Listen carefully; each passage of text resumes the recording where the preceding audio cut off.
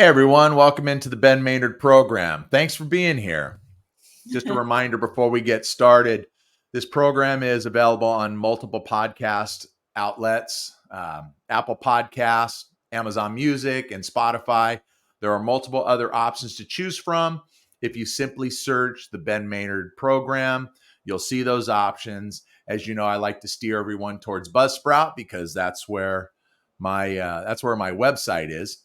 And of course, if you can't resist this right here, I know I can't, and you're watching on YouTube, then I ask if you please subscribe to the channel, give me a thumbs up, and leave a comment. I love comments. You know, I love comments. And as always, if you leave one, I'm going to read it on the air, the next program.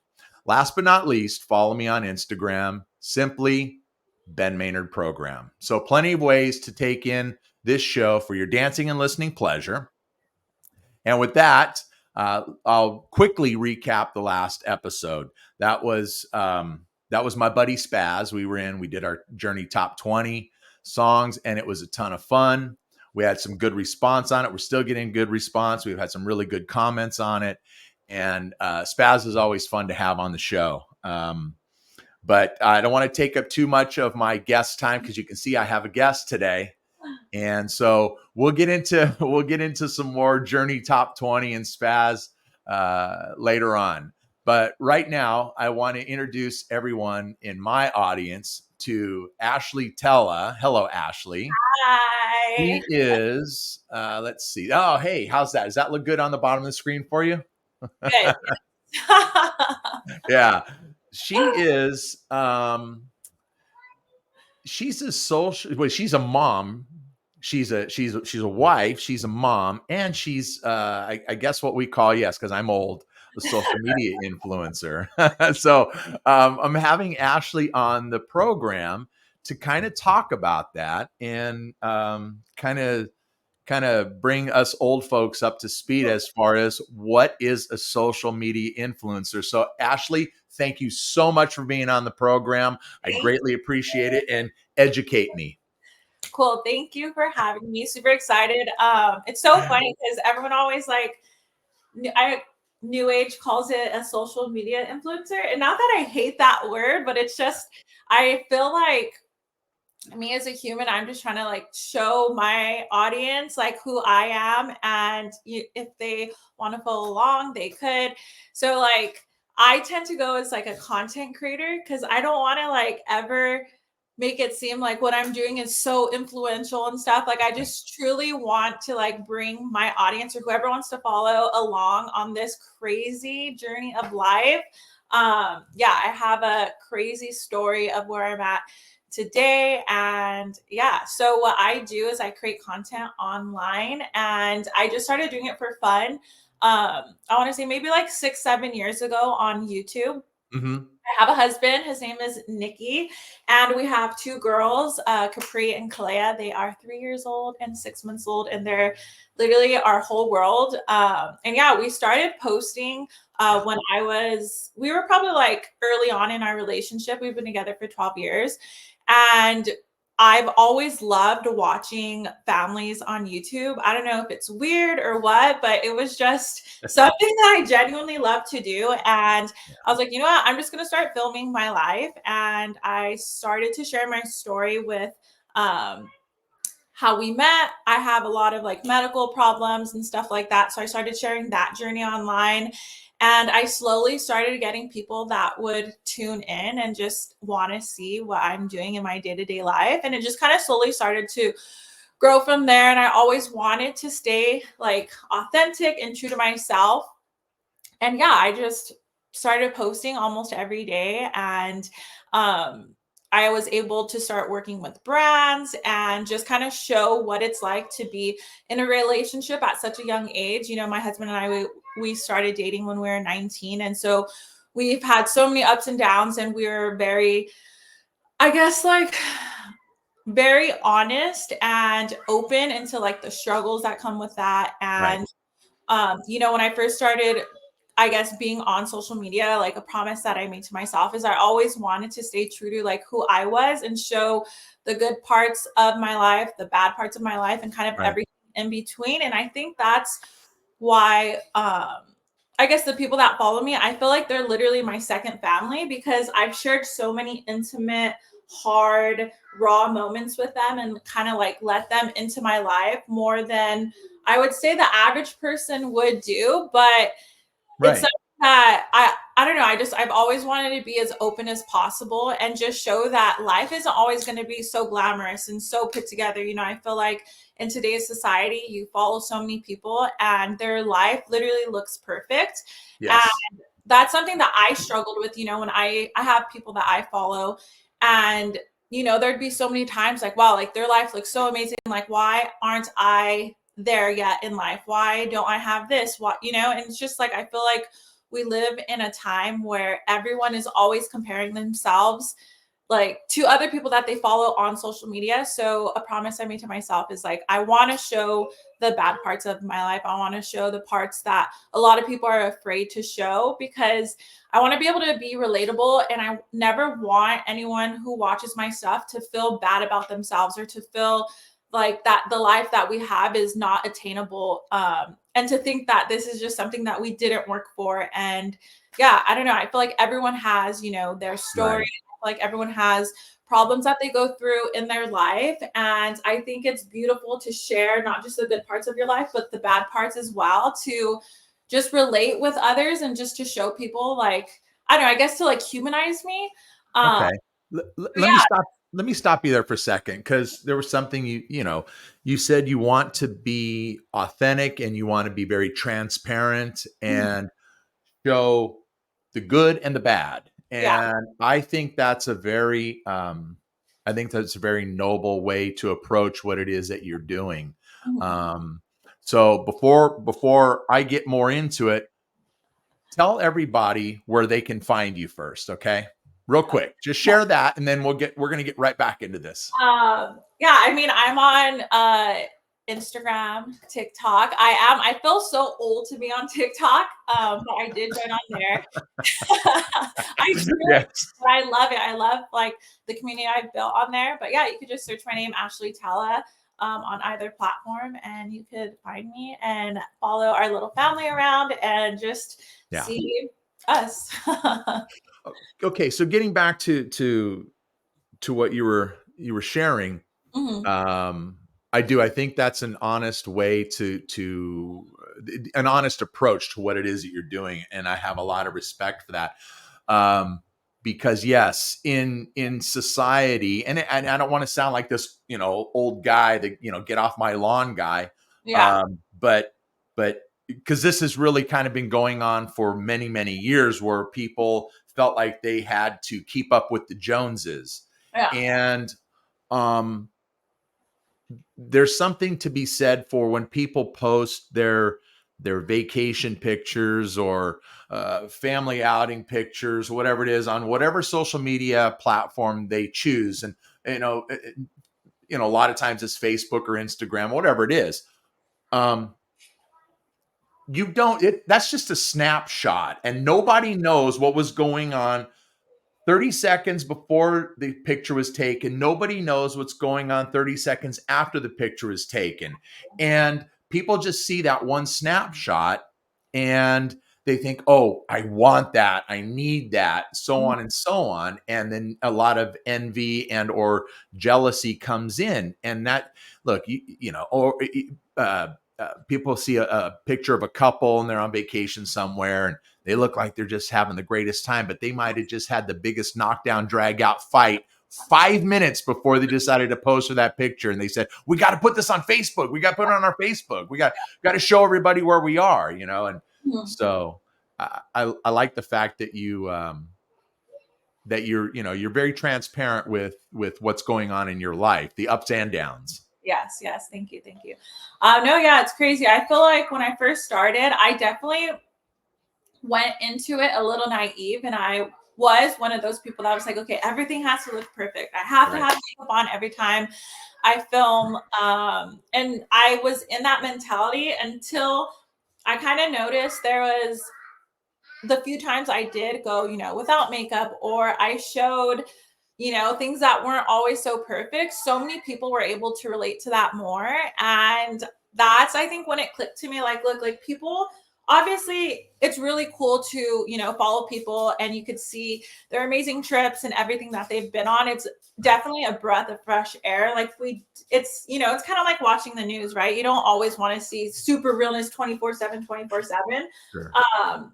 But with me, I had to try to find like a good happy medium. Like obviously we do naturally want to show the best parts of our life, right?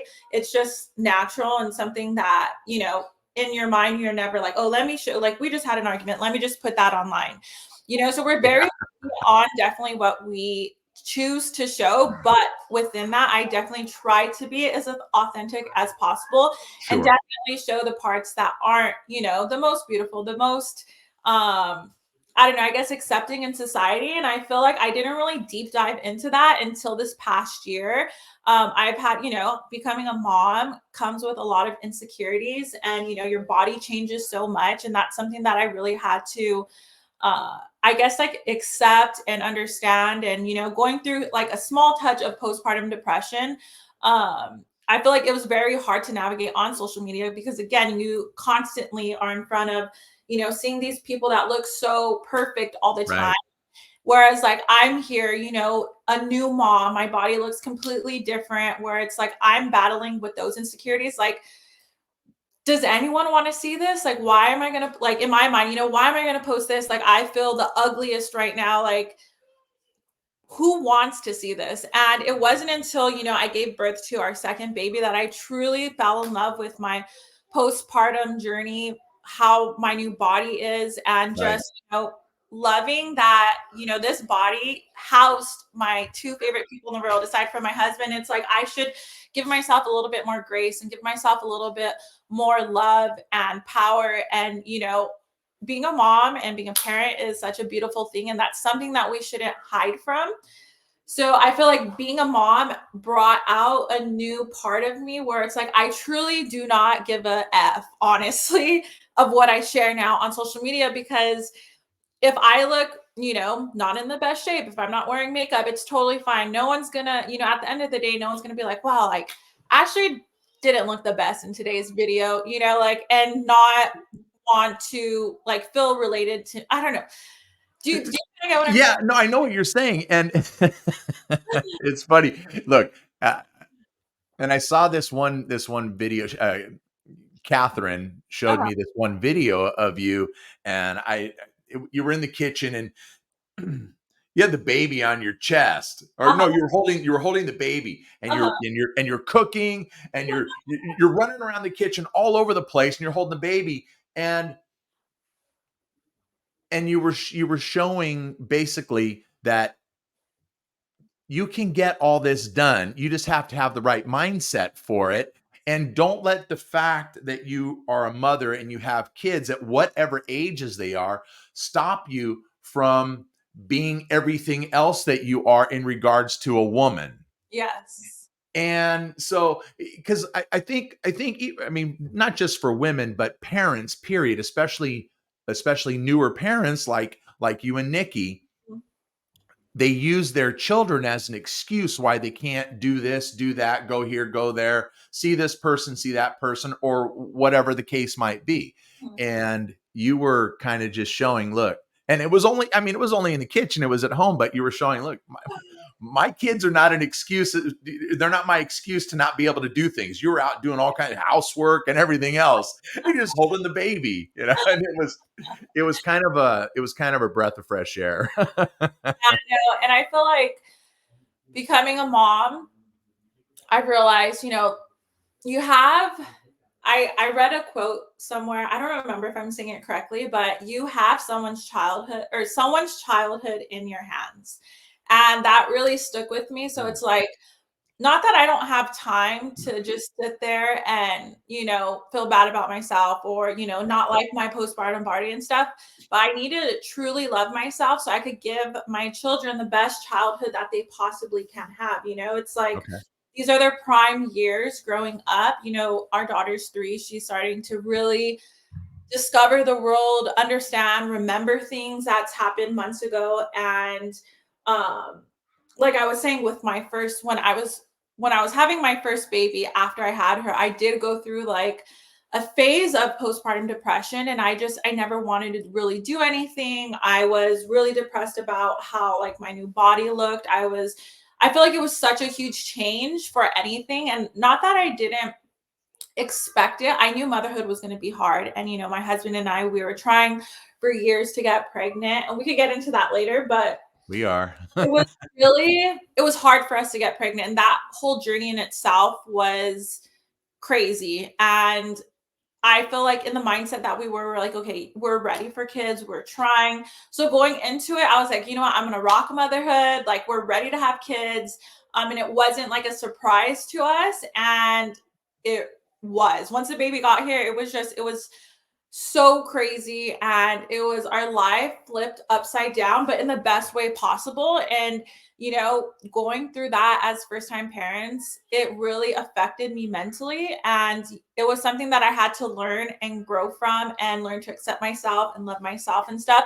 So I feel like now where I'm at, with as a second time mom, I feel like, I don't know. I feel like I love myself so much more. I've learned to navigate this new world that we're in, and I just want to show that, because I know that if I'm going through it, there has to be so many other moms going through it too.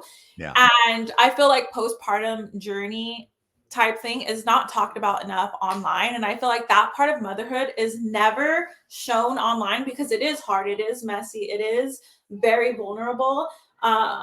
So with my second baby, I made it literally a goal. I was like, I am going to try to show every part of my postpartum journey and Okay. share it with people, fellow moms. Like, my community is mainly women, mainly mothers.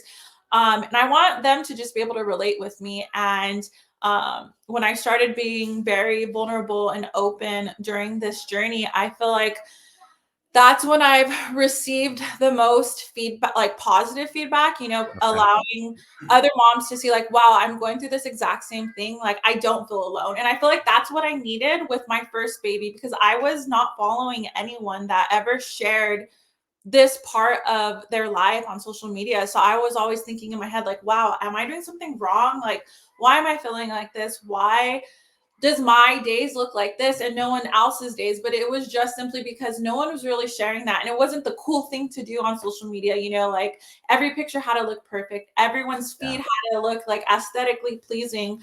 So yeah, that's kind of like where I've got to, why my content is the way it is. I'm very, like you said, I show me cooking in the kitchen with the babies, Kalea crying, me trying to like get the house situated, me trying to be a mom, like my whole breastfeeding journey, problems that arose with that. And yeah, it's crazy, but I love it. Yeah. I love what I do. I love just being able to be vulnerable and share all these moments with so many other moms, and just allowing them to have someone that's kind of like their little best friend online, and we could just share motherhood together and just, yeah. Okay. So before we back up, because we're gonna back up, Yeah. because you do have a little a community of, like you said, it's mostly moms, Yeah. and I'm sure seeing your content, especially if they're not putting stuff out themselves, if they're not on posting their own videos, that type of thing, as you do, they probably use your content for inspiration, encouragement, those types of things, and they can probably lean on you a little bit for little positivity, and in the motherly journey. And so if they're doing that, I mean, are they just reaching out to you, sending you either instant messages or making comments and that kind of thing? How's that work? Yeah, I feel like, I guess, to like break it down, social media. Yeah, I do a lot of reels. That's like something that I try to stick to. Just because I want to show what's really happening in my life. Yeah. And yeah, people reach out to me through DMs, direct messages, people Mhm. comment, and I feel like I haven't appreciated those messages and conversations until now, like being a mom. I definitely have a lot of moms who pour their heart out to me through a message. And it's something that I hold so closely to my heart and something that I genuinely love. I feel that I'm allowing them to feel comfortable enough to, share their experience with me. And it is truly an honor to be able to connect with other women and other mothers on this platform. I feel like, with social media, there's so many like bad things that come with social media, but I feel like this specific like thing that I'm doing right now is such a beautiful thing and one of the good like upsides of social media. And I feel like there's so many moms that don't have friends that are pregnant. They don't understand. They don't have family members that understand. So just to be able to be an outlet for them to ask questions, to relate to just share their journey.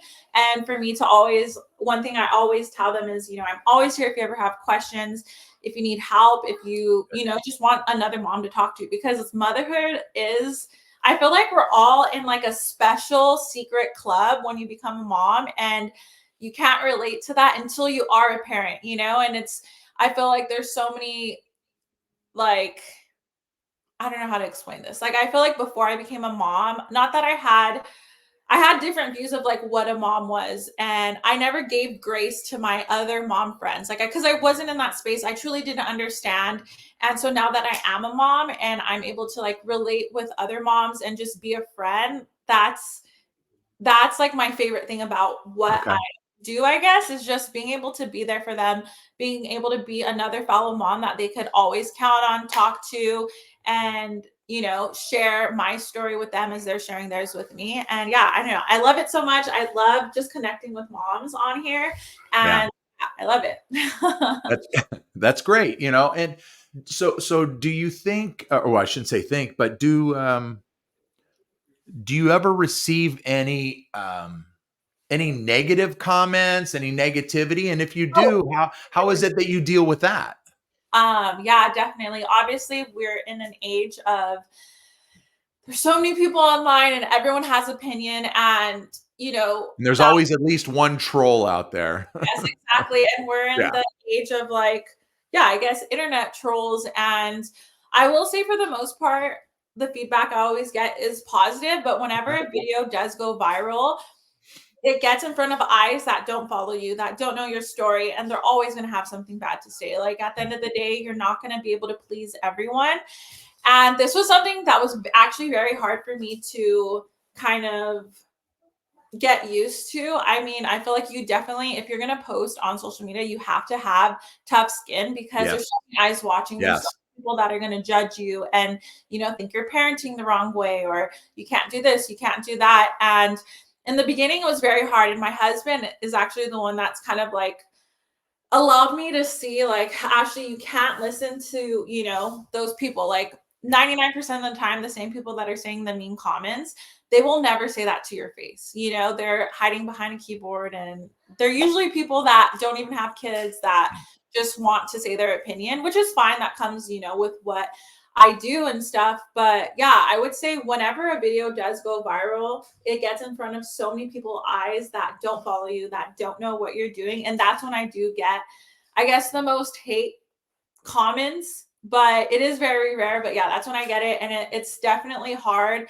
especially when they're talking about my children. Like I've had people say, Well, like, yeah, that you know, kind of has to be out oh, of bounds. they're so ugly, or my husband's half Filipino. So when everything was going on in 2020, I literally had people threatening me and DMing me saying that like my children shouldn't be alive, saying Oh, stuff like, "Oh, this is so disgusting. Like, are your kids Chinese?" And in my head, I'm just like, "What?" It's wow. crazy. Yeah. So yeah, that was definitely a wild time. But yeah, I would get random DMs when things did go viral, just people saying the meanest things, like, I don't know. But at the end of the day, I have to. And I would really, in the beginning, it affected me so much. I would literally cry in bed to Nikki, like, I don't want to post anymore. And he would just be like, Ashley, you can't let these probably like 13-year-olds, right, control your life and let them have Yeah. that power over you to where That's you're not right. post That's anymore. right. Yeah. You're helping so many moms out there. Like, don't let these little kid, pretty much, like, I honestly truly believe they're all like kids behind the internet, just like, You never know. They're just keyboard warriors. yes. And so, yeah, it was definitely a hard thing to get over. But now, whenever I do get like a hate comment or something like that, I literally, like, they have to be having a bad day. This is just a reflection of them, not me. And I can't take it Right. personal. But yeah, it's crazy. All right. All right. Remember, I'm the old guy here. Okay. So tell me, what is it? What does it mean when a video goes viral? Obviously, with my program, I'm not there yet. You'll get I don't even know. So when a video goes viral, it just means it gets in front of a lot of eyes. So I've had a few videos that have gotten like up to like 11 million views. Okay. And All right. so it's just pretty much when a video gets a lot of traction and a lot of attention. And yeah, so yeah, that's what it means to. Okay. It's just a blessing. All right. Your content gets out there, but it's also like, ooh, what type of comment are you gonna see today? Because yeah, it's always that's when you get hate. And I'm a professional broadcaster here, and I just knocked my microphone over. So anyway, all right. So okay, go ahead. Well, I mean, I've only been doing this podcast here for, I don't know, it's coming up on 3 months, and I'm having a blast with it. It's something I wanted to do for a long time. Yeah. And I wanted to have this type of platform where, one, I could talk about things that I want to talk about, which is most of the time, and it's mostly music related. But as I've promised my audience, this is a guest driven program here. So I want to have guests in. If the guest and I are talking about music, that's great. If we're not, that's great too. Whatever subject it is that we're going to be talking about, that's what I want. And so, being that I've done it for, like I said, coming up on 3 months. That's awesome. Well, by the way, this is episode number 25. Yeah. But I fortunately, and look, you heard my open. I ask for comments. I ask for comments on YouTube, and they can leave comments on the audio version of this show as well. I don't get a ton of comments, but I'm still waiting. This isn't a clue, or this isn't an order for anybody, but I'm still waiting for the negative comment to come in. And fortunately, I haven't had any yet. I'm pretty sure I can handle it, as long as someone's not saying they want to, take me out or something like that. But I'm still waiting for that one. But being where I am, I have pretty thick skin, so I know I can handle it. And I'm just fortunate right now. But how do you handle that, though, if you get a negative comment, depending on what it is, like you said? And I think anybody and everybody in their right mind would believe that kids are out of bounds. Okay, kids are just totally out of bounds, and so they have nothing to do with it. So anybody with half a brain should certainly leave kids out of it. But how do you deal with it? How do you deal with the negativity, if there's any? I guess back in the day, so when I was pregnant with Kalea, and when I had Kalea, I wasn't as strong as I was now. So it was really hard. Oh no.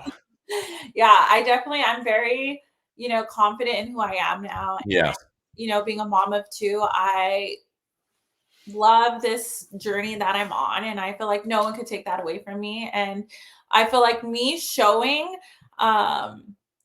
I guess the vulnerable parts is me putting my power on that. So let's say, like, with my first baby, like, comments I would get, it would be like, oh, like, I would literally be a couple months postpartum, like, oh, you look fat, or you look so ugly, or things that are like that. And I feel like at the end of the day, I feel like I don't get them a lot. But again, when things do get more traction, people try to find things that they think will hurt a woman or hurt their, they want to try to poke at insecurities, and they would win sometimes. I would get so depressed and be like, oh my God, like, to my husband, like, I feel so ugly. I feel like that's how, like what I could have 100 comments that are super nice, and the one comment that's bad could literally make my day so bad.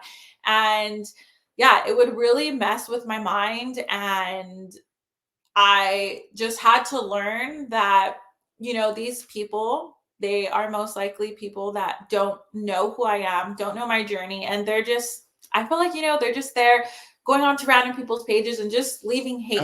Okay, yeah. So I mean, have you ever replied to them, or do you reply, or you just ignore it? You just read it and just move on? So now I just read it and I move on. And I try not to read comments so much. When my videos go viral, because other than that, I really truly do not get hate. It's again only when our videos go viral. Yeah. um but yeah, I don't give them any attention, because that's what they want. They want the attention. They Sure. want to Okay. poke you and get something out of you and be like, yes, like I picture them just like sitting in the room behind like a little computer, just like, who can I get pissed off today? And like, Okay. I don't want to give them that attention. Whereas like back in the day, I would, and I would just be like kind of arguing with someone I don't even know, like in the DMs. Like I don't respond to all of them when they Right. do come in, but whenever it's like about my babies, I will usually, put them on blast. Or yeah, it's crazy to think that there's people that are like that hateful or unhappy with their lives to just go on to other people's pages and like leave crazy nasty things. But yeah, I feel like now that I'm more open.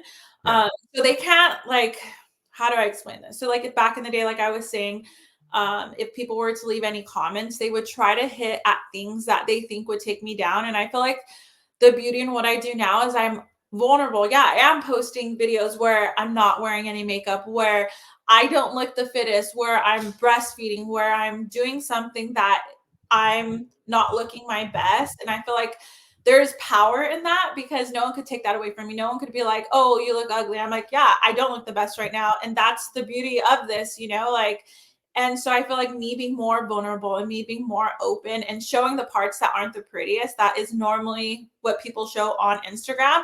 I'm taking that power back and I'm like, no, like, what are you going to say about this? Like, I'm being vulnerable, I'm being open. And yeah, I'm showing the ugly parts of my life, but that's what makes it so beautiful, I So think that's yeah, I think that's cool. I guess maybe I didn't really think about that too much, but you're absolutely right. You are sort of taking basically you're taking all the power away from anybody who may have something negative to say. If you're not looking your best, you haven't showered, your hair's up here, that kind of thing. You have no makeup on, whatever it is. You've got food all over your clothing, whatever it might be. Because if you're willing to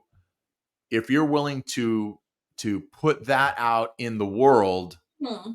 like that, what is someone going to say that's going to tell you something you don't already know? Yeah, exactly. And I think that's when I became so confident, because the content I put out now, I would have never let the world see a few years ago. Like again, like you said, I have my hair in a crazy bun, no makeup, stains all over my shirt, literally my stomach hanging out. Like I just do not. I've come into a place where I'm just so confident, and it's like this is how women truly are living their life a majority of the time. And Right. so I want to show that. I want to show that, look, you could share these parts of your life. Things don't have to look picture perfect 24/7. And I feel like back in the day, whenever I would get any type of hate, it would be, when I am put together, like, oh, you probably don't look like that all the time. And it's like, well, yeah, I don't, You So can't it's win. You can't win either way. exactly. So it's like just Yeah. being able to like show those parts of my life now.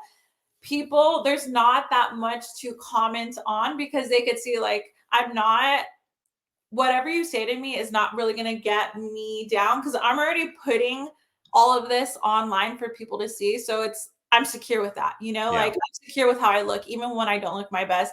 I'm secure with my postpartum body, even though it's not the typical body you see on Instagram. And you can't take that away from me. You can't comment on that, because I'm sharing it. So, like, what are you going to say? So I don't know, but that's how I feel. That's kind of like how I've been able to like accept and get in the right mindset that there's always going to be people that, don't like what you're doing, that's going to have a different opinion than you. And it's truly okay. And yeah, but it's always nervous. It's always a little nerve wracking when something does go viral because it's like you never know what crazy comment you're going to get. But yeah, I try to be as open as possible. And I just, at the end of the day, I just pray for them. I'm like, you know what? Yeah. That you need to let this frustration out somewhere. So yeah, I try not to pay any attention to it now. But yeah, it wasn't always like that though. I call doing that stuff, when you're not at your best. Uh-huh. I call it warts and all. Okay. This is what you see. See it for what it is. Yeah. And I know that when I first started doing this, Oh, and my very first video, my very first episode that I posted really wasn't even supposed to go out. It was something that I just did. I came up here into the studio, and the studio looks a lot different than it did when I first started. It's yeah. certainly looking much better. It's not where I want it to be, but it's looking better.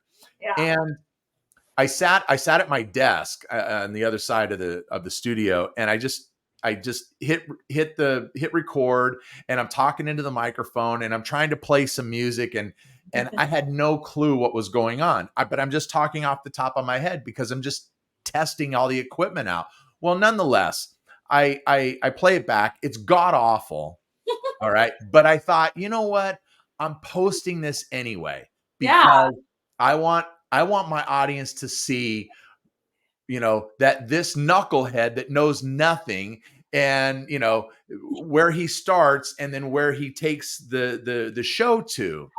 And I and like I said, it's god awful, but I was kind of nervous about it because I thought, well, I'm gonna put this out there. It's terrible, and I was afraid of getting negativity on it. What are people gonna say? Stop now! Stop now! Just quit while you're still behind. And but I guess fortunately, maybe people get a good laugh out of it. If it doesn't have a ton of views, but it has some views on it, and I don't care. But I haven't gotten any negativity, so thank God for that right now. No, But that's good though. go Honestly, go ahead. like you always have to start somewhere, and you just Yeah. have to go for it. And I'm so proud of you for starting this podcast. But no, I totally get what you're saying because there's content on YouTube that we filmed, in our beginning days, like 6, 7 years ago, and it Yeah. is so bad. I literally don't even want to look at it. And there was times I was like, okay, I want to delete this. This is so bad. But it's funny. My husband's always like, no, like that's the beauty of it. Like it's good Yes. to start somewhere. You're never gonna be where, I feel like that's also really cool too, because it's like you don't ever want to start at your absolute best because it's like you want to continue to grow constantly. So it's like Yes. I think it's so cool just to and this goes across anything that you ever want to start or do in your life. Like just start. Like it's not going to be perfect. It's not going to be pretty, but that's the beauty of it. You can always look back and see the stuff that you're doing now and be like, wow, like I've genuinely progressed and I've changed so much in the best way possible. So I feel like it's such a good reminder of like where you started, where you've come from. Right. Everyone just has to start. You're not going to be a pro or the best at what you do in the beginning. But I love that. That's the whole part of the process and the journey. And yeah, I'm so proud of you for starting this. And Thanks. Thank you very much. That's nice of you to say. But yeah, to what you were saying, if you start at your best, where else are you going to go? yeah, And there's no room to grow really. And then eventually you start coming down off of that. But like you said, you just got to start it. And a guy told me that too. I was sitting on all my equipment for, oh gosh, I don't know. I think I'd been sitting on it for like 6 months. wow, And I wasn't sure how I wanted to approach. I knew what I wanted to do, but there was some I was getting in my own head a little bit too. And I went to see this consultant, and we talked for a little bit. There's a video out here somewhere on YouTube, a short little video that I did. And And when we were done with that, one of the engineers says, "You don't really want to do this, do you?" And I said, "Well, yeah, of course I do." He says, "No, you don't." And I said, "What are you talking about?" He says, "You have everything you need to get this thing started. You just need to do it." Yeah. And that was the kick in the pants. I was like, "Oh, this guy's right." Yeah. So by the following Tuesday, the first video was out. You did it, you got it done. And sometimes it Yeah. takes that person to like put you in check and put you in line and be like, what's Yeah. holding you back? Just do it, go for it, stay consistent, and I don't And, know. and You look, have to follow yourself. yeah, and look, I make no bones about it. This is not the most professionally shot podcast. I don't play any music on it because the times I've tried to test things out, it just doesn't work. I'll get there one of these days, maybe. I don't edit anything. I hit record, I hit stop, and that's it. Good. Because I want everybody to see it for what it really is. Mhm. If we mess up, we mess up. Okay, like you see, I knocked over my microphone. Oh well, what am I going to do? But No, that's the beauty in it too. And you need to give yourself more credit. Honestly, what you're doing, it's good. And you're gonna get better every time. And yeah, like you were saying, not everyone's start at their best, but what you're doing yeah. is truly good. It's not believe in it. I believe in it and just keep going. That's honestly all you could do. And you are going to You're pumping me up now, Ashley. and I think that's the beauty behind it too. It's so cool just to be raw, authentic, show them what it's truly like. Like you don't need to edit anything else. And I think that's the beauty of podcasting. And I think it's super cool. Like you're not gonna find this type of content anywhere else on a platform. With social media, you have to edit things and pick the best parts and stuff like that. So I love what you're doing. And I love that you could just have an honest conversation. It's going to go probably 50 different ways in one episode, but that is awesome. And that's real life. So, Well, thanks. I appreciate that. It's very nice. But let's get back to you now. Okay. Enough of me. Let's get back to you. Let's back up a few years. Okay. Let's go back to the beginning. All right. I want to start with the beginning with you and Nikki. Yeah. Also, sorry if I'm like No, that. hey, don't worry about it. No. I'm on the go 24/7 with a baby in my hand constantly. So I feel like I don't have any kids. I feel like I should be like bouncing a baby to sleep or like running over here. So this is great. See, I'm okay because not everyone is going to be watching this. Some will be listening to it. So I'll let you know that the folks that are, listening in your cars or whatever. So as normal, I'm sitting in front of the backdrop in my studio. Ashley's sitting in front of a door. So it's on the floor because I was trying to find a. Yes, I could tell you're sitting on the floor in front of a bedroom door. So I love it. It's great. I'm listening. My husband's watching the kids, and I was like, okay, if anything goes crazy, I have You're out. I'm out of here. Yeah. All right. So let's go back to the beginning. Let's start how this all began. This whole journey began with you and Nikki. Okay. I love our journey and I love our love. And I feel like, yeah. So my husband and I, we have been married. We got married in 2019. So yes, you did. Yes, you did. I was there. 5 years, and we've been together for this year will be 12 years.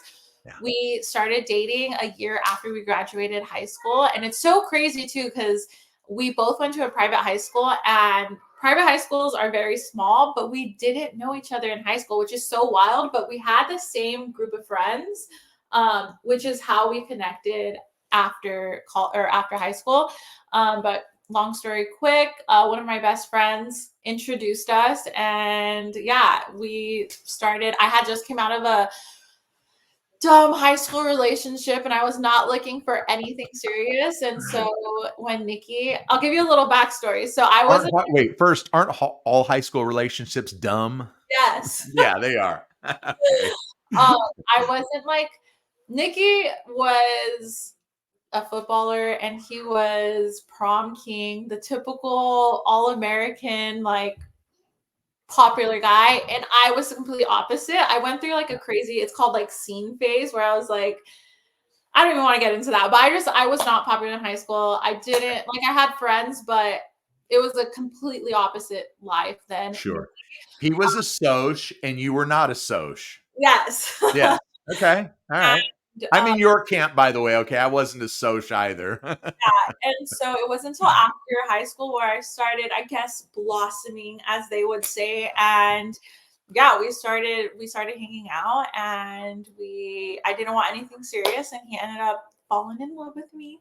And it's so funny because when he told me he loved me, I was like, thank you. I Yeah, didn't know what to say. I honestly didn't know what to say. the perfect response. Thank you. Um, no, but it was crazy. We definitely started dating when we were very young. We were both 19. And at the time I had got diagnosed with lupus.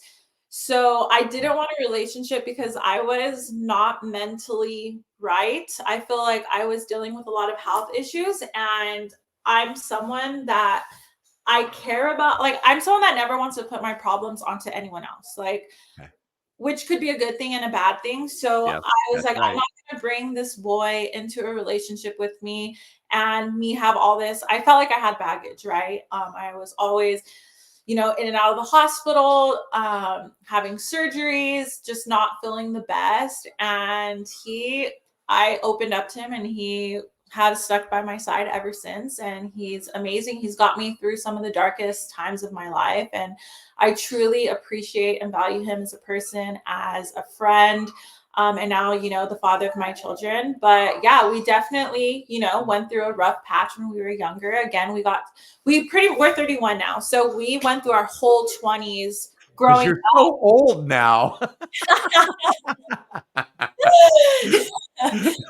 I 30s are super young, and Yeah. I'm so excited for this decade. No, but no, we grew up with each other, and I feel Yeah. like it's very hard. A lot of couples don't last when they get together that young, because you naturally grow up, and you naturally, go through so many different phases of life, and you're changing, and you're not the same person as you were, right, when you're 19. At least I would hope Yeah. so. No, you're right. You're 19 years old. Yeah. You're, you know, you're just, I don't want to make it sound condescending, but you're just a stupid kid at that Yes. time. Yes. And we were all 19 once. Mhm. And you're just a stupid kid. No matter how much you think you Exactly. don't know. Yeah. And those, like you said, really, you're growing, you're finding out who you are, you're finding out what you like, who you don't like, all those kind of things in your early 20s, early to mid 20s. Yeah. So yeah, so a lot of times for couples who get together that young, even if they stick it out for 8, 10 years, it can still end kind of badly, because then one day they're looking at they're looking over in bed at their partner, and they're saying, what am I doing with this person? I don't even know who they are. No, exactly. And Yeah. it's kind of shocking that we lasted so long, and that the marriage we have is so strong. And Yeah. so I truly do believe we have such a rare relationship. But again, that it came with a lot of work. And the reason why I say Mhm. I'm so shocked is because if you knew us at 19, you would have never thought we would ever make it to where we're at today. Yeah. Um, and like, to kind of like dive in there, we started off a relationship super good, super strong. And as you get older, you're kind of changing. And I feel like we were so young, high school mentality and stuff like that, that we did go through a phase where we fought constantly. We didn't have a healthy relationship. And it was definitely a relationship that we should have ended because it was so unhealthy. And it was just so unhealthy in the fact of just like jealousy, like little stupid things. There was never big problems ever. Right. Like, so just people that don't know us, there was never like abuse type stuff or anything like that. It was just, we were two young kids that. It's dumb kid stuff is what it is. Exactly. Yeah. And, we constantly fought. And, alcohol was, we were 21 and we were drinking a lot, and we would fight every time we drank over, again, dumb children stuff. Yeah. And yeah, we honestly, if you would have asked me back then, like, oh, you guys are going to be married, happily married, 2 kids, I'd be like, you are crazy. We are not going to like last. And but yeah, just mix that in with someone that has lupus. It was nuts. Honestly, it was such a roller coaster. Um, and yeah, I was diagnosed with lupus. I want to say I was 17. I was a senior in high school. And with that came so much like depression is literally a side effect of lupus. Sure. And yeah, I had so much pain. I had a bunch of surgeries and it was just crazy in a time that I shouldn't have been in a relationship. But at the same time, I'm thankful because it did help me get through some crazy times. But yeah, with that, that's how we met. We were together, went through a crazy, really unhealthy period for, I want to say, like maybe 1 to 2 years. Mhm. And then we finally were like at this time, we're probably like 22, 23. And we are like, look, if we want to continue this relationship, we have to make a change. And people probably will not believe me if they knew us because they knew how bad we used to fight. We literally were just like, we need to put each other first. We need to put our relationship first, and we need to get serious with this. If not, we need to go our separate ways because this is not a healthy relationship to be in. And Right. it was like a light switch just flipped. And from that day, we just made a promise to ourselves. And I know this sounds crazy, but we have not like fought since. And it's so strange because fighting is normal, right? In a relationship, you're always going to argue Yes. about something. Yes. Um, you're always going to have different opinions, but it's so weird. I don't know what happened, but we're literally the same person. It's kind of weird. We have like the same views. We have just the things that we enjoy and like we're the same person to the T. And we stopped arguing and we've been able to really focus on our marriage and just put each other first. And it's blossomed into such a beautiful marriage that I'm genuinely so proud of. Because yeah, we've definitely gone through a lot of obstacles. And with that, like again, me having lupus, Yeah. when we were ready to, start trying to have a family, that came with so many miscarriages. We've had I think 4 miscarriages. I Um, want to stop you there for a second. Yes. uh, You, with lupus, you were not supposed to be able to get pregnant. no, I wasn't. Yes. Our little baby And miracle babies. and you have two daughters now. And that two miracles right there. And that's a beautiful thing. It truly is. And congratulations to you and Nikki Thank for um persevering, never giving up on the desire to have kids. Yes. Not letting your condition, and if you could, uh, kind of explain to the audience a little bit about what lupus is, but not letting that condition stop you from wanting to have kids. Yeah. So lupus, it pretty much like attacks different organs in your body. Okay. And the specific type that I had, like some side effects and symptoms were like there would be days I would not be able to walk. Like I remember one time, my husband is a biology major and we were in college and he had a conference where he had to share his data in New Orleans. So I went with him. We made it like a little vacation. And I remember we were walking to go to one of his conferences and I literally just collapsed in the middle of the road. I couldn't walk. I was having extreme pain in my legs from my knees down to my feet, my arms, kind of like where all my joints were, kind of like I would say the feeling of arthritis, but times like 1,000. And Okay. yeah, sometimes I just would faint out of nowhere. I would get bruises. It was crazy actually, because a lot of my symptoms when they were trying to diagnose me, they thought that I had leukemia when I was younger because Okay. I was having a lot of hair loss. I was having bruises like down my back. My bones were extremely crazy pain. I wouldn't be able to walk. I would faint.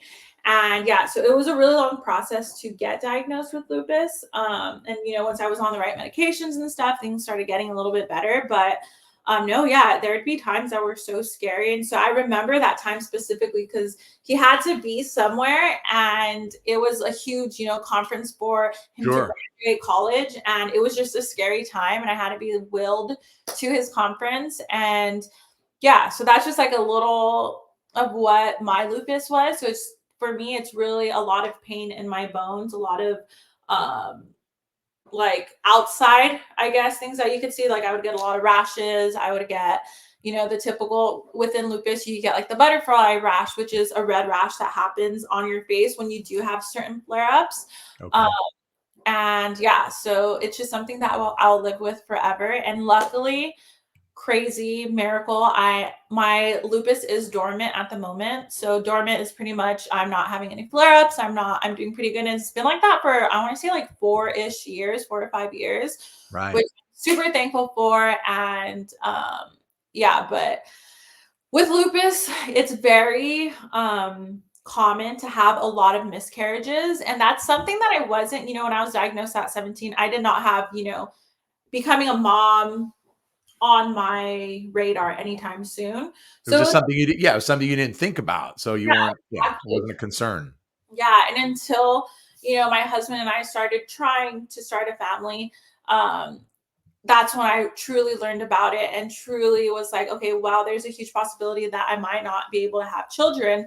And going from the time when him and I were dumb young kids to then, we've grown so much. We've established such a healthy relationship, and with that it was a lot of communication, a lot of growing, just getting out of our immature states of mind. And yeah, we didn't rush into, just for people that don't know us, we didn't rush into trying to have kids. This whole story was over the span of 12 years. So Yeah. we had such a beautiful relationship before we even chose to get married and all of that stuff. And I love my husband so much. He is really the best man. Oh, he is great, but he's such a romantic. He's such like, he's definitely 101. Like the type of husband he is, he's so thoughtful, and the type of parent he is. I was like, okay, I want him to be the father of my children. Like he's the best girl dad. But no, so we were told many times that, don't even think about having children. This isn't going to happen for you. This isn't in the cards. It's very rare for people to even get pregnant. And if they do, it's so dangerous. And they would just tell me stories that would kind of scare me. There's so many people that I've read about, and even know that got pregnant on lupus, and they ended up sadly passing away, because when you become pregnant on lupus, your body thinks the baby is a foreign, like it shouldn't be in your body. So it starts to attack the baby, which is Okay. why the miscarriages do happen. But then it could also, all your levels, everything's messed up, and it could, and so attack yourself, which could end up, bad things happen. But no, Compromising your health and then causing some people to die, of course, yeah, right? yeah. Yeah. So it was definitely a very scary thing. Like, should we even have children? Should we adopt? And um, we, I didn't find out about all of this until we had our first miscarriage. We went into the doctor. They're like, it's very common. You have lupus. And I was like, what? Like, what does my lupus have to do with me having this miscarriage? And, I got educated on what was happening. And yeah, my doctors pretty much was like, okay, prepare to never have children. This isn't really in the cards for you and your husband.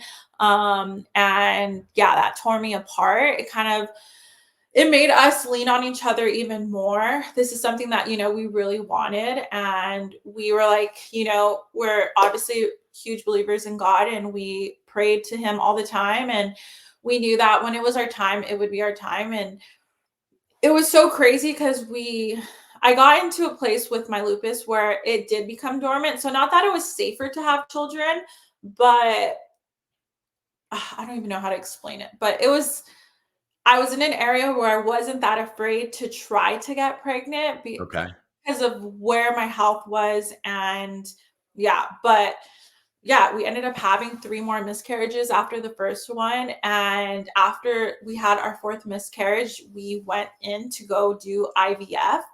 And we actually met up with a doctor and everything. And I was even possibly thinking of having a surrogate, Okay. someone to carry our baby for us. Because at this point, I'll say, okay, maybe I really can't get pregnant. And so to back up, another thing that they said is the older you get, the riskier it is for you, for your life. We don't want you even attempting to have kids in your 30s.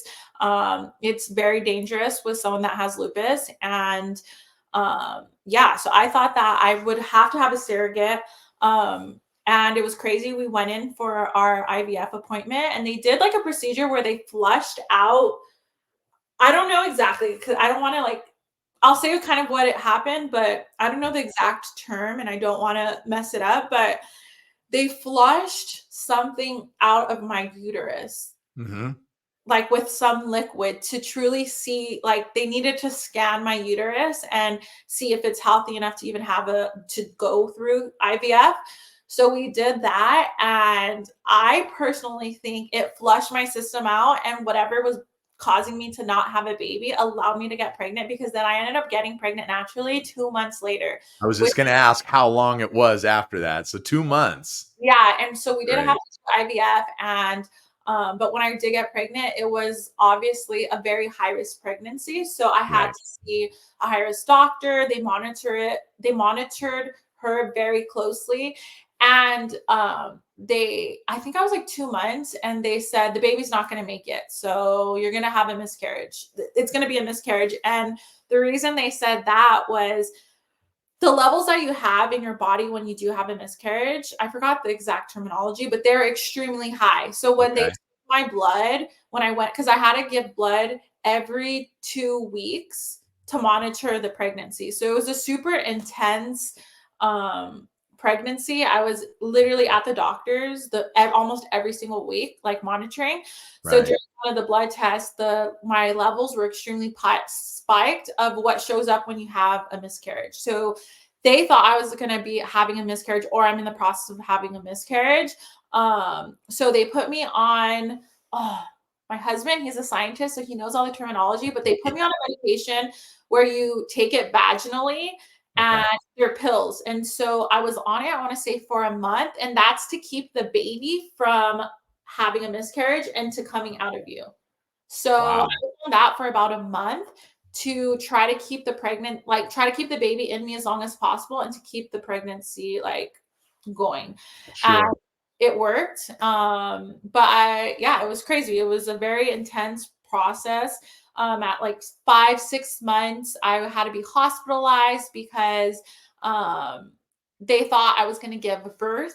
So they had to inject me with different hormones for the baby's lungs to develop faster in case she did come. She had a higher chance of, surviving. And it was a wild, wild pregnancy, but she ended up coming like a month early because I wasn't able to go my full Full term. term. Yeah. Extremely dangerous for me to deliver at like the bigger the baby is and stuff. It's just too dangerous. So Okay. I had to be induced, and that was a craziness. But yeah, here we are, 2 babies later. 2 babies, I know. We weren't even supposed to have 1, and now there's 2, Yeah, we are. and, uh, and Yeah, they're perfectly healthy.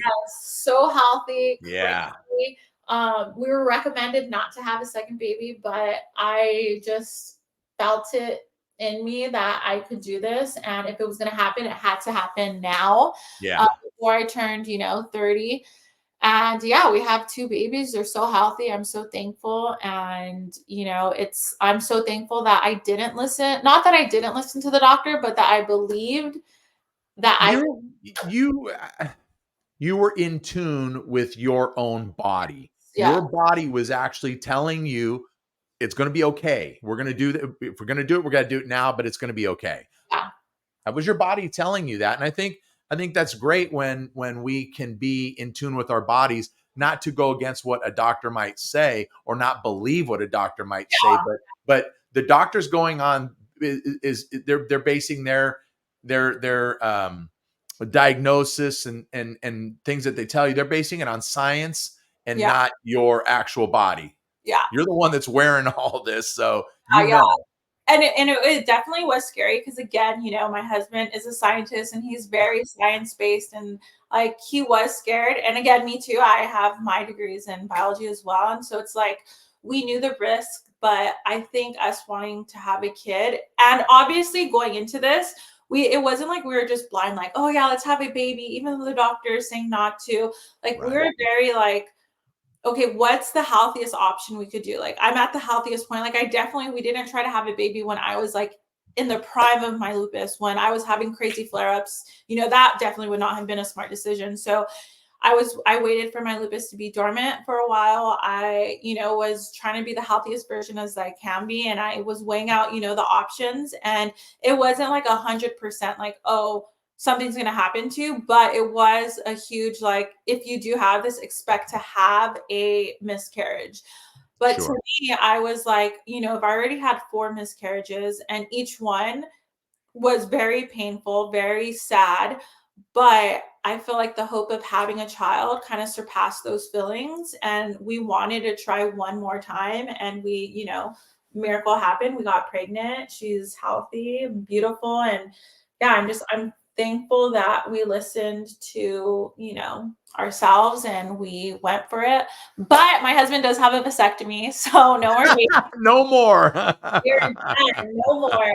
Um, Okay. and actually, we specifically had to get a vasectomy because it is dangerous. We don't want something to happen to me, because I did have 2 very, very hard pregnancies, and Yeah. we don't. It is recommended by doctors like that. I did do this so I don't risk my life, because I don't want to be 35 and accidentally get pregnant and us go through with the pregnancy and something happening to me. Like, we're already Sure. blessed with 2 babies, and we don't want to take any of that for granted. And so now at this point in our life, we're very blessed, we're thankful, and we don't want to, put my life at risk anymore. So yeah, that was that was the decision that allowed us, to go through with a vasectomy. And my husband's like, it's the least I could do. I don't want you doing any more The least. body. Yeah. And Yeah. so, yeah, we went in, or he went in for that. And yeah, we're done, 2 and done, but very thankful because, again, for so many years I was told that we wouldn't even have one. So, Yeah. So, so okay. So uh-huh. tell me what it is that you're doing now. I know that there's some stuff I guess you represent some products for I don't know if it's for babies, for mothers, for women, for anybody. I'm not sure, but based on the videos that you put out, you now represent some products, right? Yes. Okay, tell me about that. So how I got there, I'm just gonna do like a little Okay. background before. So I'm a stay-at-home mom. Yeah. I don't take that for granted. I know that it is definitely a privilege, and the society we're living in right now. But it was something we were able to make work, and that's how I became a stay-at-home mom, and that's how I was like kind of started taking social media a little serious. Not that I had more time, I feel like um before I got pregnant, I viewed stay-at-home moms in a completely different life. I was like, they Okay. have it so easy, they're just at home all day, probably baking, looking nice for their husbands at 37. Baking. And it's not like that. Being a stay-at-home mom is so hard, and I have so much respect for single moms. I have so much respect for, moms that pretty much can't put themselves first. And it's definitely a lot. And I think that's why I wanted to really take social media serious, because I wanted to show that part, because I had a whole different view of what a stay-at-home mom was. And I was shocked when I became one. And I was like, this is so hard. And actually, when my husband was on paternity leave, he was like, wow, like going to work is an actual break. Like, this is a Yeah. whole different type of Yeah. stress. This is a whole different type of, like, you're constantly on 24/7. Your mind never gets a break, like from the second I wake up to the second I go to sleep, I am constantly working, doing things, providing for the children, doing all of these things. And I don't take it for granted. I know that I'm very, lucky to even be in a position to, be the one to be at home with them and watch them grow up. And, I see that. But at the same time, and I'm not going to, lessen the work that I do, because it is hard and it should be valued more. And I feel like it's not. In the society that we're in, I feel like so many people view stay-at-home moms as like, oh, they have such an easy job, or I could do that. And it's a different type of work, but it's still work, and it's still hard, and it's It's still, still a job. yes, and it's still a lot mentally. So Yeah. Yeah. yeah, I wanted to start sharing that, and I started taking it a lot more serious, creating content. So again, like you said, I create a lot of stay-at-home content, just like my day in my life, what I do, and it sounds so I guess, kind of like boring, but people are so interested to see what someone like me does day to day. Like they want to know my routines to help, other stay at home moms like get through the day a little easier and stuff like that. But yeah, I started kind of slowly growing, and I've been able to work with so many amazing brands, like baby brands and stuff like that.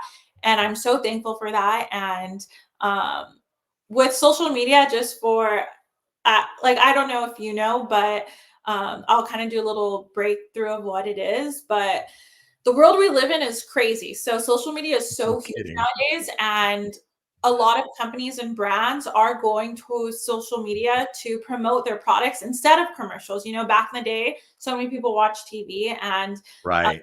the main ads we would see would be on commercials, right? So in this whole new age, people are paying people on Instagram to promote their product because they've I guess like people on social media have been able to humanize products and to really kind of show other moms, like specifically for me, I do a lot of baby products, like other moms, like how to use their product in the daily life and how to incorporate that in their daily life. And brands have seen that that actually is kind of not, I wouldn't say better, but a really good route to go, because you're getting the product into so many people's eyes, and you're showing like how to use it by a real mom and stuff like that. So I've been blessed to work with a lot of different companies, and it's been amazing. And yeah, I create content for them and show products that I genuinely use. Yeah. um, for like social media, there's always brands wanting to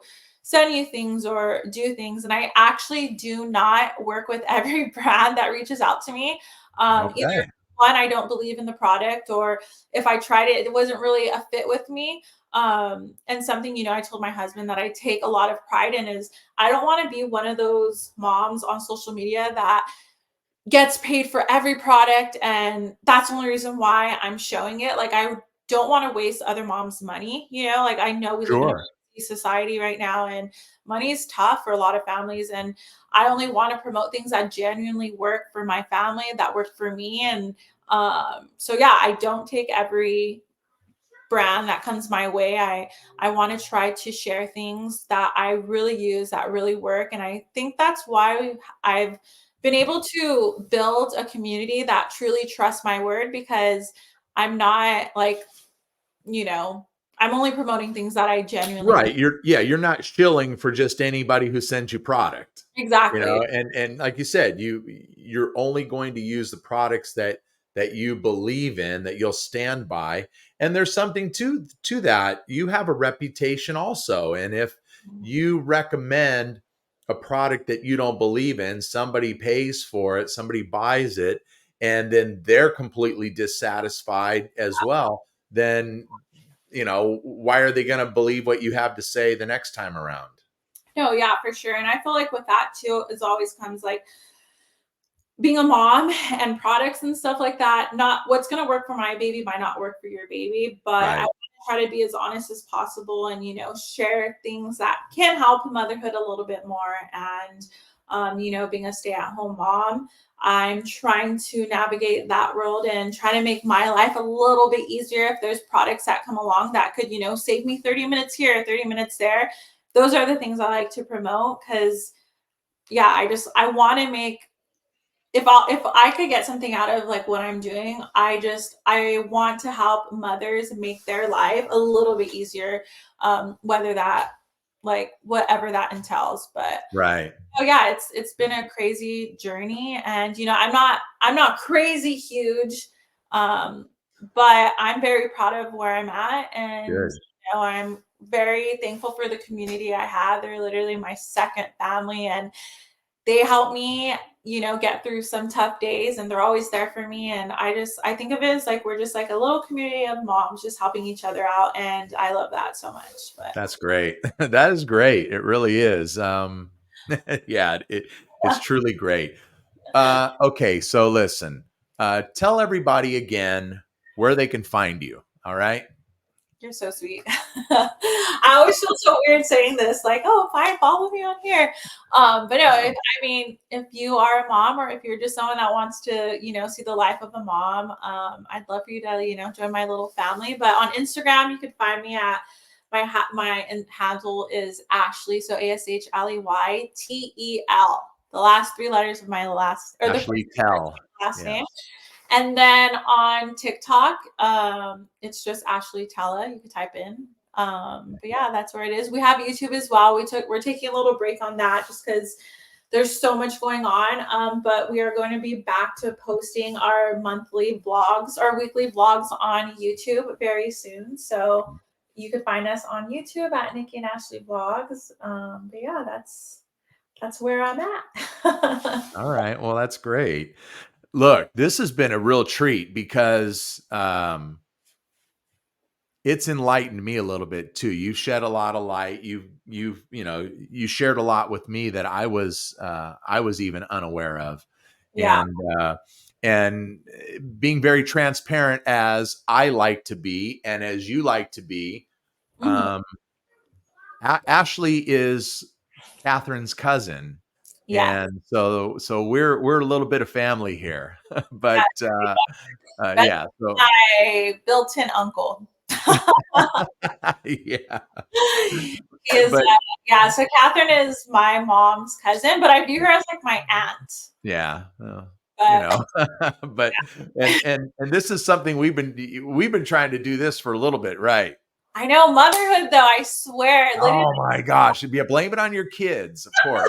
It's crazy. It's so funny because like I always tell my friends I'm horrible at texting back because yes, I know.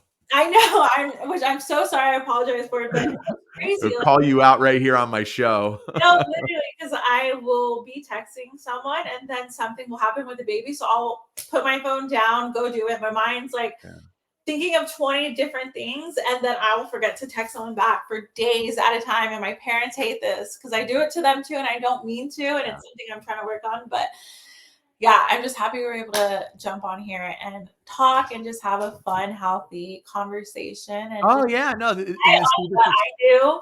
I feel like it's so crazy too because I feel like I don't even want to say it like in a rude way, but I feel like my parents' generation or your guys' generation.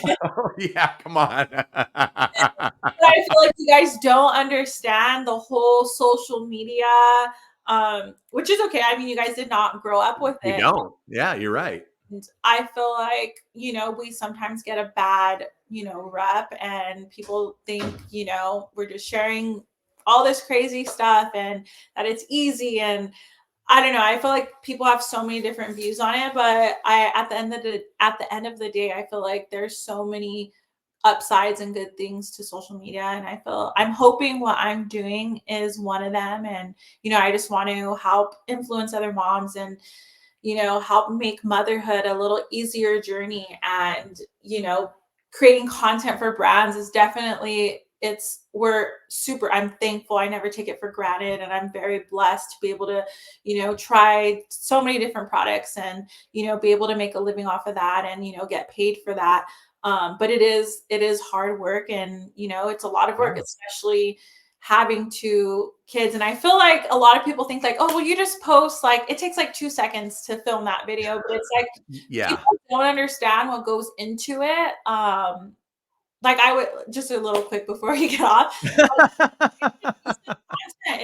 Is a lot, and a 1 minute video you see will have like 6-7 hours of work being put into that. Like when I'm working with brands, they want X amount of minutes shot, and then you break it down to that 1 minute. You have to plan things. You have to there's so much that goes behind. We could talk about that in a different podcast. But there's so much that goes behind. Right. Like a lot of people just.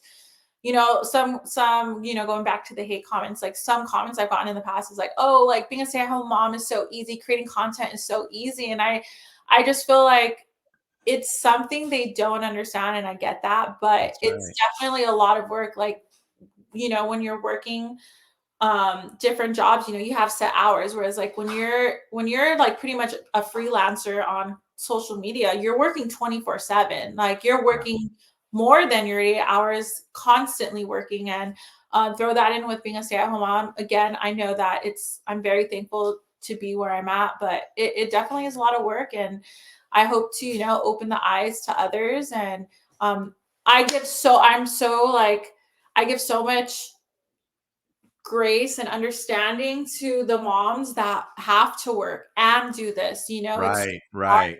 and I don't Yeah, ever want to put anyone else's journey down or think like, oh no, like what I'm doing is like the hardest and like that. I appreciate the beauty of motherhood, and I can't even like comprehend moms who have to do it alone. And I'm so thankful for my husband, and I give so much love to single sure. moms and working moms. Like, they are superheroes, and they deserve all of their flowers and the beauty of this, because what they're doing is real work. And I feel like no one's journey is harder than the other. I feel like everyone has their hard moments, and all we can do Sure. is uplift each other and share, and be there for each other at the end of the day. But yeah, Yeah. it's crazy. Motherhood is crazy. Parenthood is crazy. It's wild, but it's So is so pod worth so is it. And podcasting. Podcasting is crazy, and it's hard work too, you know? yes, no, Yeah. no, it really is. We used to podcast in the I beginning. know you did. We'll talk about that later on. We'll talk about that when we get Nikki on the show too. We'll talk about that. But Yes. I don't know if you're aware of this, but it was a couple weeks ago. Um, Catherine and I, we were at your grandparents. We had dinner with your mother and your father and your grandparents, and so Catherine and Yvette, they're sitting at the table, and of course now they want to start their own podcast. Like, Yvette is my mom, for those that don't know. Yvette, Now, this is the name, okay? uh-huh. This is the name they come up with. Two girls that know nothing but talk about everything. Yes, I love it. Yeah, That's so it's catchy. relatable, Well, I literally. told them, is look, just don't cut in on my stuff. All right, go get your own. All right, do your own thing. So, I love that. That's awesome. Honestly, they need to do it. They should go for it, do it. They would probably like, it's such a relatable thing. It's like hanging out. I love listening to podcasts like that. Like, it's like yeah, you're hanging out with your best friends. And yeah, I that's love that. right. So, I'm gonna have well, mom and tell her, okay, get on it, mama. exactly. Yeah, exactly. Listen. I can't thank you enough for this. This is great. This is great conversation. I think there's a lot of good information in here that somebody is going to take from this, and they're going to be like, I'm glad. I'm glad I listened to this. I'm glad I watched it. Oh, Yeah. you who you bringing in? Who you bringing in? Are you bringing in My Kalea? daughter, oldest daughter, is You poking her bringing in head. Kalea? Okay. All right. She's she's Is shy. she getting? Is she getting? Okay. She getting camera shy? Yeah. Oh, okay. But this is a real treat, and I can't thank you enough for spending the time. Of Um, course. so Next uh, time he will be a part of this. He was on parent duty. He was watching the yeah, kids. that's okay. All right. Well, let me wrap this up really quick. So, all right, everyone. Another reminder: this program is available on multiple podcast platforms: Apple Podcasts, Amazon Music, and Spotify. Or simply just search the Ben Maynard program. You'll have several options to choose from. Pick your option. Please go to Buzzsprout. And if you're watching on YouTube, subscribe to the channel. Give me a thumbs up or leave a comment. Yeah, there you go. And last but not least, follow me on Instagram, just Ben Maynard Program. So with that, it's a wrap. You stick around after I stop this, okay? And it is a wrap. Once again, this is the Ben Maynard Program. Thanks for being here, and tell a friend.